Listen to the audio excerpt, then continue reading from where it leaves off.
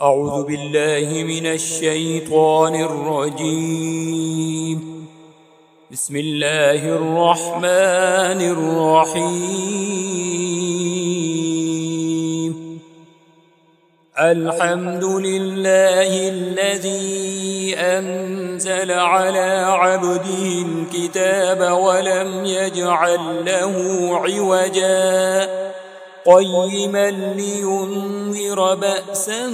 شديدا من لدنه ويبشر المؤمنين الذين يعملون الصالحات أن لهم أجرا حسنا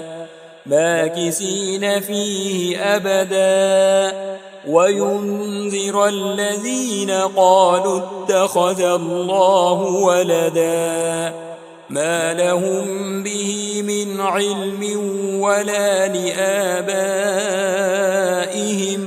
كبرت كلمة تخرج من أفواههم إن يقولون إلا كذبا فلعلك باخع نفسك على آثارهم إن لم يؤمنوا بهذا الحديث أسفا إنا جعلنا ما على الأرض زينة لها لنبلوهم أيهم أحسن عملا وإنا لجاعلون ما عليها صعيدا جرزا أم حسبت أن أصحاب الكهف والرقيم كانوا من آياتنا عجبا إذ أوى الفتية إلى الكهف فقالوا ربنا آتنا من لدنك رحمة وهيئ لنا من أمرنا رشدا فضربنا على آذانهم في الكهف سنين عددا ثم بعثناهم لنعلم أي الحزبين أحصى لما لبثوا أمدا نحن نقص عليك نبأهم بالحق إنهم فتية آمنوا بربهم وزدناهم هدى وربطنا على قلوبهم إذ قاموا فقالوا ربنا رب السماوات والأرض لن ندعو من دونه إلها لقد قلنا إذا شططا هؤلاء قومنا اتخذوا من دونه آلهة لولا يأتون عليهم بسلطان بين فمن أظلم ممن افترى على الله كذبا وإذ اعتزلتموهم وما يعبدون إلا الله فأووا إلى الكهف ينشر لكم ربكم من رحمته ويهيئ لكم من أمركم مرفقا وترى الشمس إذا طلعت تزاور عن كهفهم ذات اليمين وإذا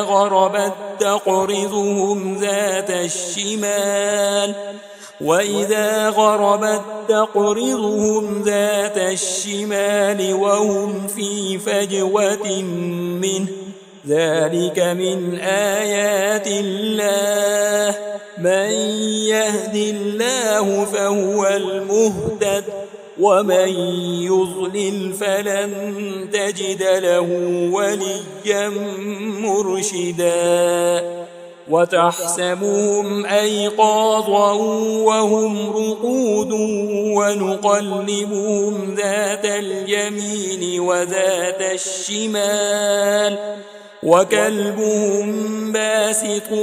ذراعيه بالوصيد لئن اطلعت عليهم لوليت منهم فرارا ولملئت منهم رعبا وكذلك بعثناهم ليتساءلوا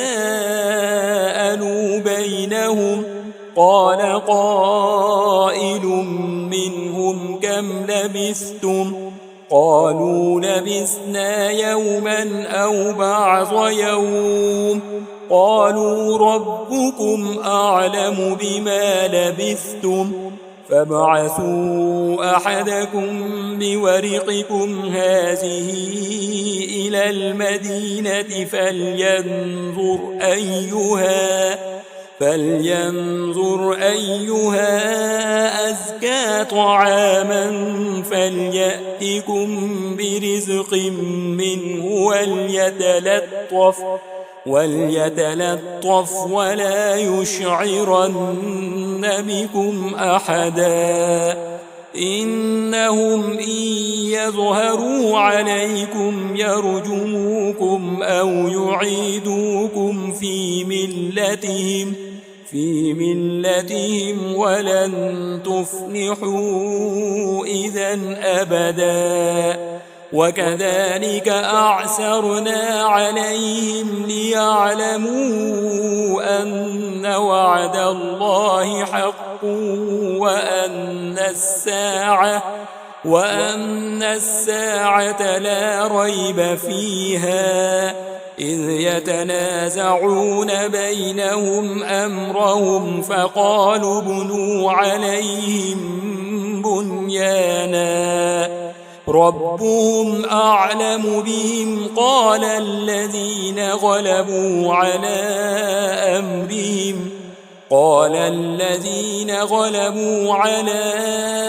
أمرهم لنتخذن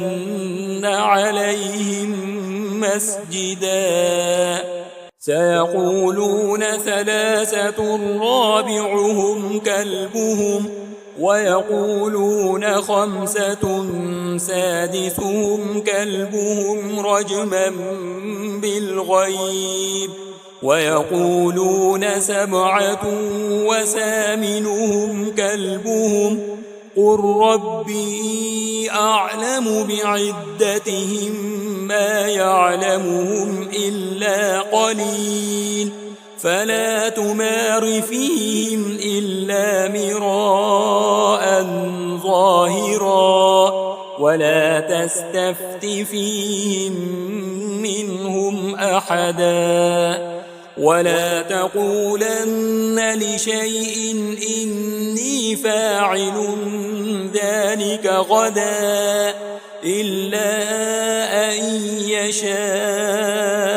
الله واذكر ربك إذا نسيت وقل عسى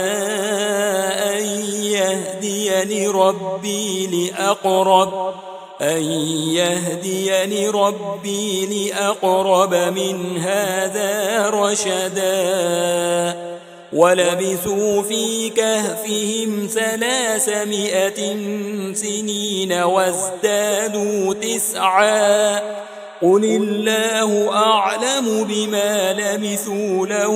غيب السماوات والأرض أبصر به وأسمع ما لهم من دونه من ولي ولا يشرك في حكمه أحدا واتل ما أوحي إليك من كتاب ربك لا مبدل لكلماته ولن تجد من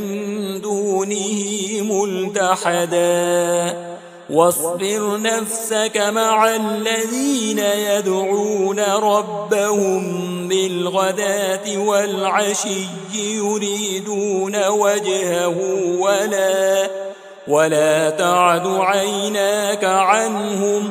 تريد زينة الحياة الدنيا ولا تطع من أغفلنا قلبه عن ذكرنا واتبع هواه وكان أمره فرطا وقل الحق من ربكم فمن شاء فليؤمن ومن شاء فليكفر إنا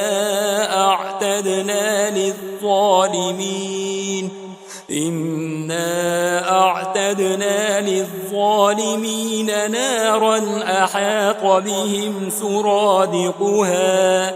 وإن يستغيثوا يغاثوا بماء كالمهل يشوي الوجوه بئس الشراب وساءت مرتفقا إن الذين آمنوا وعملوا الصالحات إنا لا نضيع أجر من أحسن عملا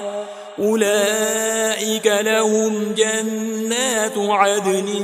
تجري من تحتهم الأنهار يحلون فيها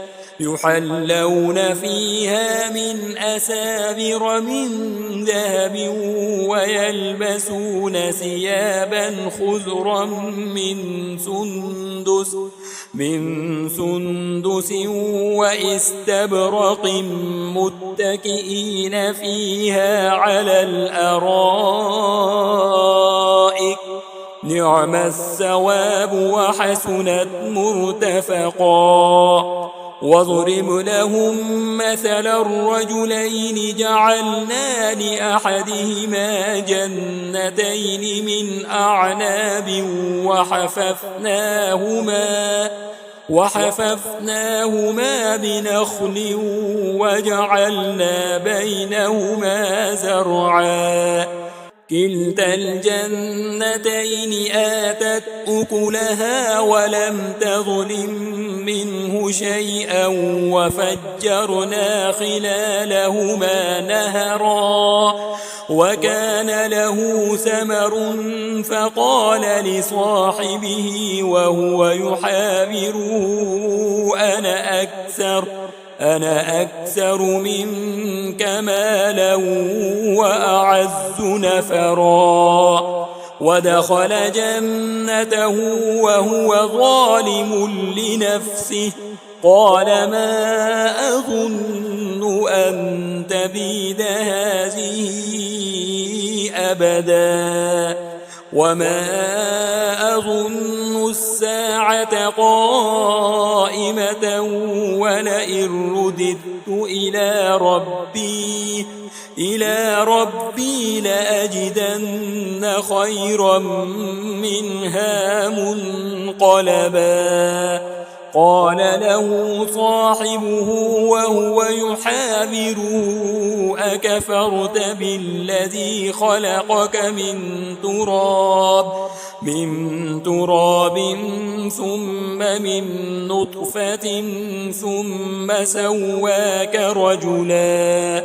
لكن هو الله ربي ولا أشرك بربي أحدا ولولا إذ دخلت جنتك قلت ما شاء الله لا قوة إلا بالله إن ترني أنا أقل منك مالا وولدا فعسى ربي أن يؤتيني خيرا من جنتك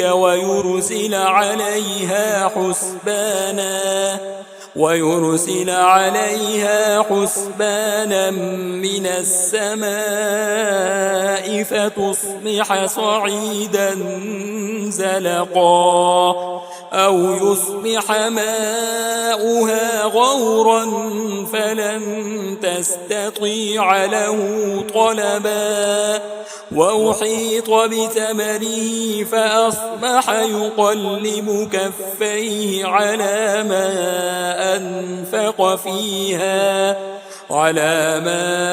أنفق فيها وهي خاوية على عروشها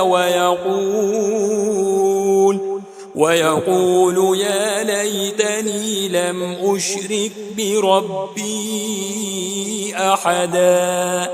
ولم تكن له فئة ينصرونه من دون الله وما كان منتصرا هنالك الولاية لله الحق هو خير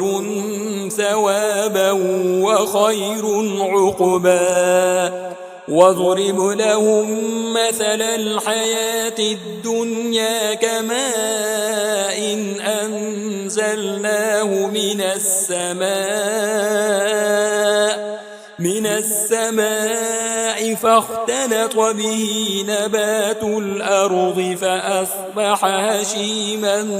تذروه الرياح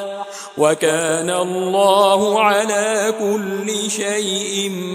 مقتدرا المال والبنون زينة الحياة الدنيا والباقيات الصالحات خير عند ربك ثوابا وخير أملا ويوم نسير الجبال وترى الأرض بارزة وحشرناهم فلم نغادر منهم أحدا وعرضوا على ربك صفا لقد جئتمونا كما خلقناكم أول مرة بل زعمتم أن لن نجعل لكم موعدا ووضع الكتاب فترى المجرمين مشفقين مما فيه ويقولون يا ويلتنا ما لهذا الكتاب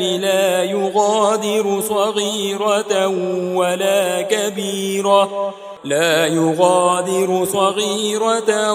ولا كبيرة إلا أحصاها ووجدوا ما عملوا حاضرا ولا يظلم ربك أحدا وإذ قلنا للملائكة اسجدوا لآدم فسجدوا إلا إبليس كان من الجن ففسق عن أمر ربه أفتتخذونه وذريته أولياء من دوني وهم لكم عدو بئس للظالمين بدلا ما أشهدتهم خلق السماوات والأرض ولا خلق أنفسهم وما كنت متخذ المضلين عضدا ويوم يقول نادوا شركائي الذين زعمتم فدعوهم فلم يستجيبوا لهم وجعلنا بينهم موبقا ورأى المجرمون النار فظنوا أنهم مواقعوها ولم يجدوا عنها مصرفا ولقد صرفنا في هذا القرآن للناس من كل مثل وكان الإنسان أكثر شيء جدلا وما منع الناس أن يؤمنوا إذ جاءهم الهدى ويستغفروا ربهم إلا أن تأتيهم سنة سنة الأولين أو يأتيهم العذاب قبلا وما نرسل المرسلين إلا مبشرين ومنذرين ويجادل الذين كفروا بالباطل ليدحضوا به الحق واتخذوا آياتي وما أنذروا هزوا ومن أظلم ممن ذكر بآيات ربه فأعرض عنها ونسي ما قدمت يداه إنا جعلنا على قلوبهم أكنة أن يفقهوه وفي آذانهم وقرا وإن تدعوهم إلى الهدى فلن يهتدوا إذن أبدا وربك الغفور ذو الرحمة لو يؤاخذهم بما كسبوا لعجل لهم العذاب بل لهم موعد لن يجدوا من دونه موئلا وتلك القرى أهلكناهم لما ظلموا وجعلنا لمهلكهم موعدا وإذ قال موسى لفتاه لا أبرح حتى أبلغ مجمع البحرين أو أمضي حقبا فلما بلغا مجمع بينهما نسيا حوتهما فاتخذ سبيله في البحر سربا فلما جاوزا قال لفتاه آتنا غداءنا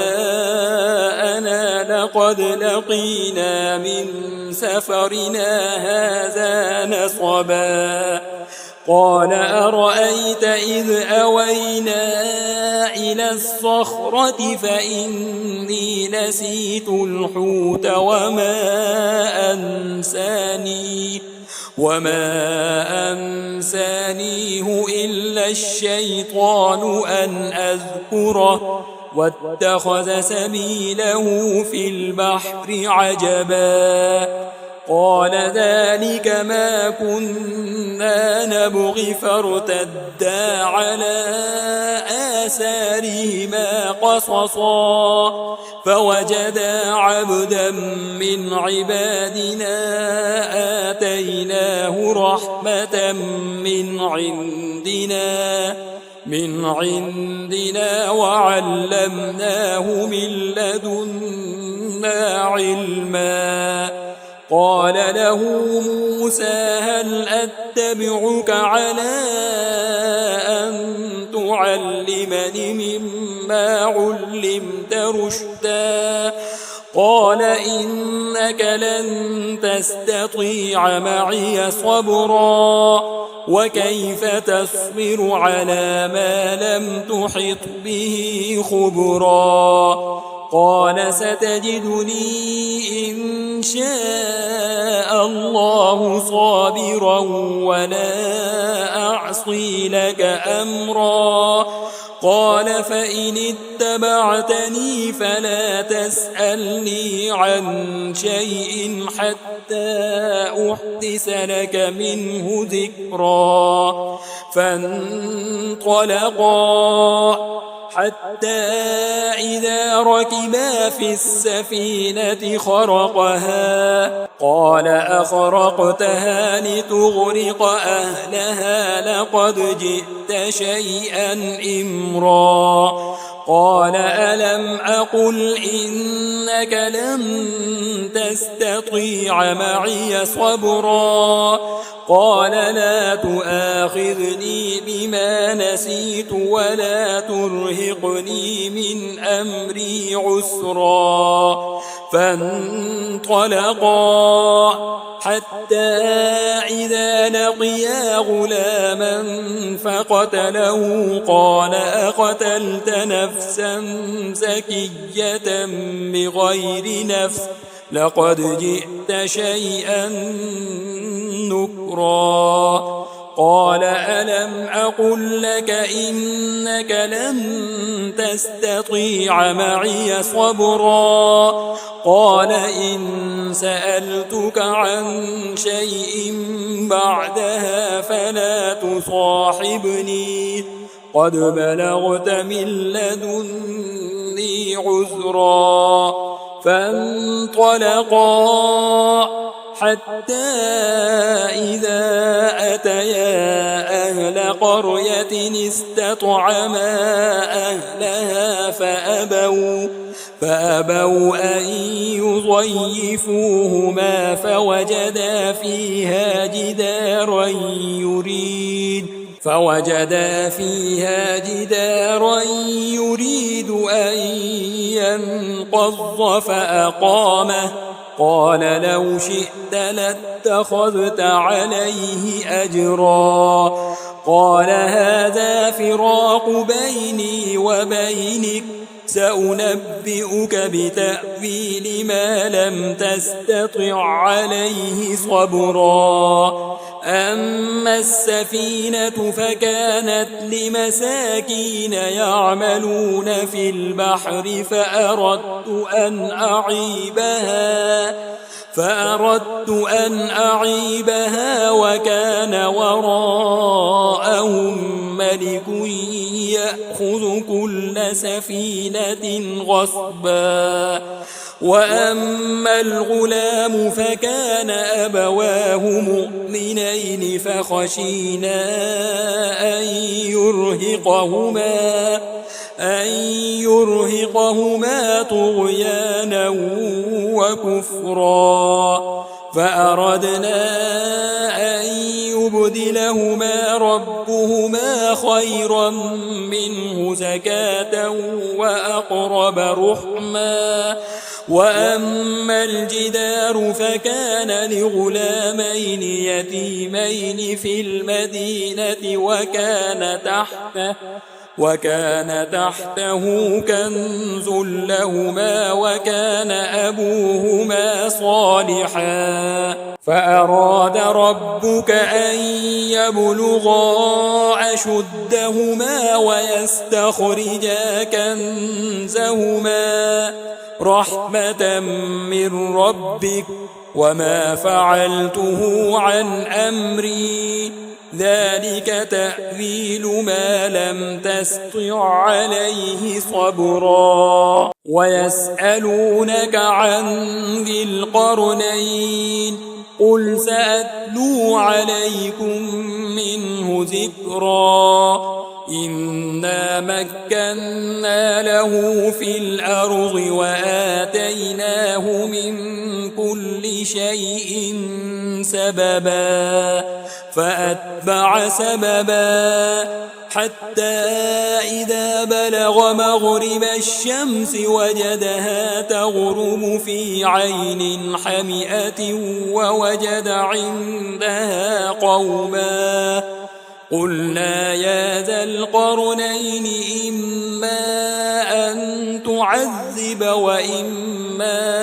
أن تتخذ فيهم حسنا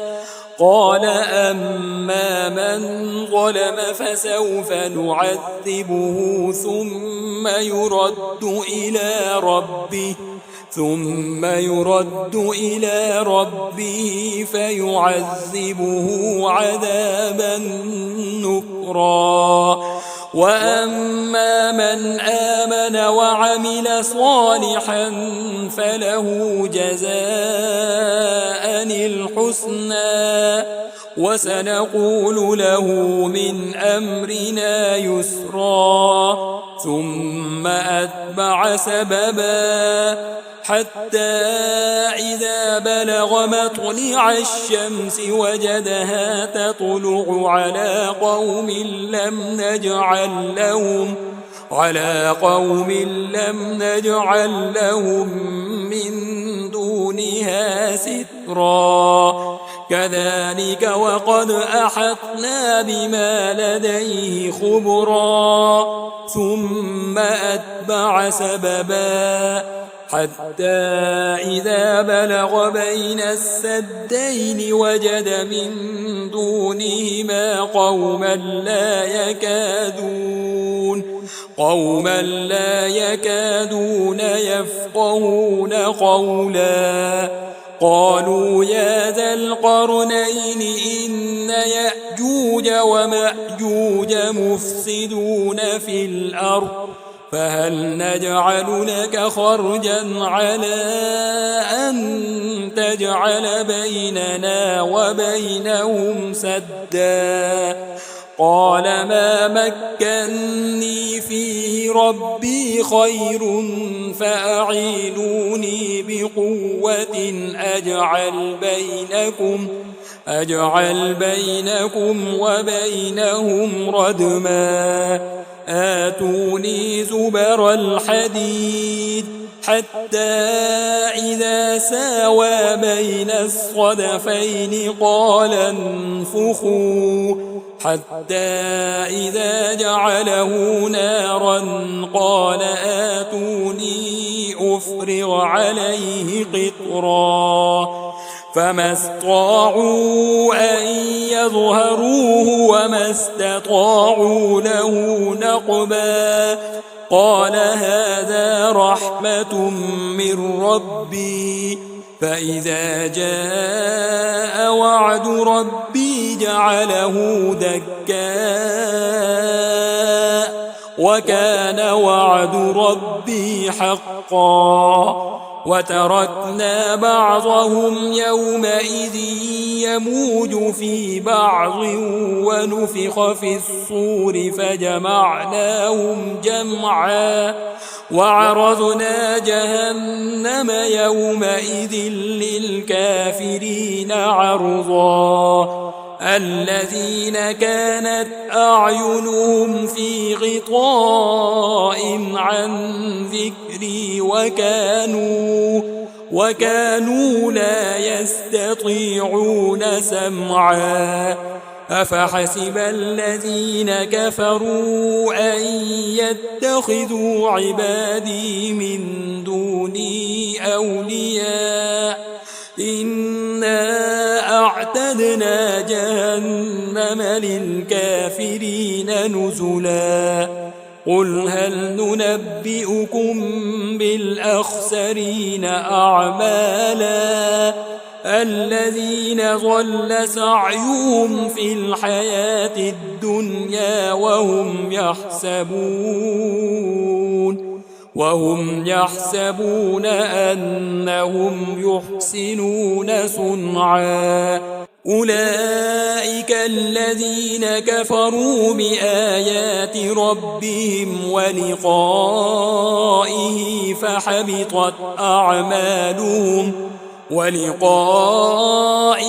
فحبطت أعمالهم فلا نقيم لهم يوم القيامة وزنا ذلك جزاؤهم جهنم بما كفروا واتخذوا آياتي ورسلي هزوا إن الذين آمنوا وعملوا الصالحات كانت لهم جنات الفردوس نزلا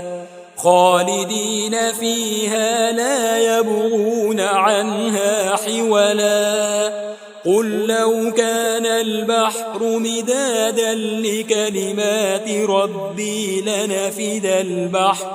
لنفد البحر قبل أن تنفد كلمات ربي